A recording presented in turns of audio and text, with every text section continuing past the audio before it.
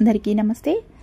Chicken curry అంటే పిల్లలకి ఎవరికి ఇష్టం ఉన్నది. మా పిల్లలైతే చికెన్ కర్రీ అంటే కామ్గా కూర్చొని తినేస్తారండి.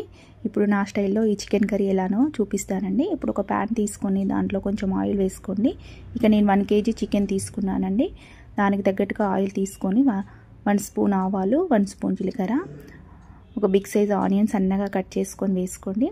దానిలోనే కొన్ని పచ్చిమిర్చి కూడా వేసుకొని ఇవన్నీ బాగా ఫ్రై చేసుకోండి. ఆనియన్స్ అన్నీ బాగా ఫ్రై చేసుకోండి. ఇవన్నీ బాగా ఫ్రై అయ్యాక దీంట్లో కొంచెం పసుపు కూడా వేసుకోండి. ఇప్పుడు మళ్ళీ ఒకసారి కలుపుకొని దీంట్లో ఒక 1.5 స్పూన్ అల్లం వెల్లుల్లి పేస్ట్ కూడా వేసుకోండి. దాంట్లోనే కొంచెం గరం మసాలా, ఇక్కడ ముందుగా లవంగాలు, యాలకులు, దాల్చిన చెక్క అన్నీ మిక్స్ చేసి పెట్టుకున్నానండి. ఆ పొడి వేస్తున్నాను. దీంట్లోనే ఒక 2 టమాటాలకు ఒక 3 or 4 స్పూన్స్ కారము, మీకు రుచికి తగ్గట్టుగా కారం, ఉప్పు వేసుకోండి. 1 స్పూన్ ధనియాల పొడి, 2 స్పూన్ సాల్ట్ వేసుకొని ఇవన్నీ బాగా కలుపుకోండి. ఇవన్నీ బాగా ఆయిల్లో ఫ్రై అయ్యేంత వరకు ఇలా బాగా కలుపుకొని మూత పెట్టుకొని ఒక 5 minutes వరకు ఇవన్నీ బాగా ఉడికించుకోండి. ఇప్పుడు 5 minutes అయ్యాక మూత తీసి చూడండి. ఆయిల్ అంతా మీద తేలింది.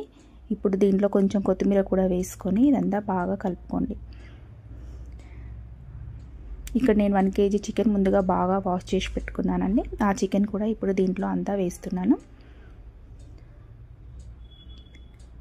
ఇదంతా దీంట్లో వేసుకొని ఆయిల్లో ఇదంతా బాగా ఫ్రై చేసుకోండి. ఇప్పుడు ఇదంతా బాగా కలుపుకొని ఇలా ఫ్రై చేసుకొని మూత పెట్టుకొని మంటను మీడియం ఫ్లేమ్లో పెట్టుకొని ఒక 5 to 10 minutes వరకు ఉడికించుకోండి. మధ్య మధ్యలో కలుపుతూ ఉడికించుకోండి. ఇప్పుడు మూత తీసి చూడండి. ఇదంతా ఒకసారి కలిపి చూడండి. ఇదంతా ఇలా ఒకసారి కలుపుకొని దీంట్లో 1 కప్పు పెరుగు కూడా వేసుకోండి. వేసుకొని ఇదంతా బాగా కలుపుకోండి. నేనైతే చికెన్లో వాటర్ అస్సలు యూజ్ చేయనండి. ఇప్పుడు మళ్ళీ మూత పెట్టుకొని మళ్ళీ ఒక 5 to 10 minutes వరకు మధ్య మధ్యలో కలుపుతూ ఆయిల్ అంతా మీద తేలే వరకు ఇలా ఉడికించుకోండి.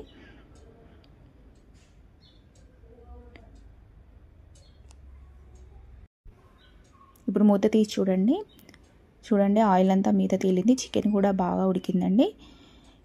ఇప్పుడు మళ్ళీ కాసేపు మూత తీసి ఇలా ఉడికించుకుంటే చివరిగా కొత్తిమీర వేసుకుంటే మనకు ఎంతో రుచికరమైన చికెన్ ప్రిపేర్ అయిపోయినట్టండి. ఇది చపాతీలోకైనా, పూరీలోకైనా, బగారా రైస్లోకైనా చాలా బాగుంటుంది. ట్రై చేయండి.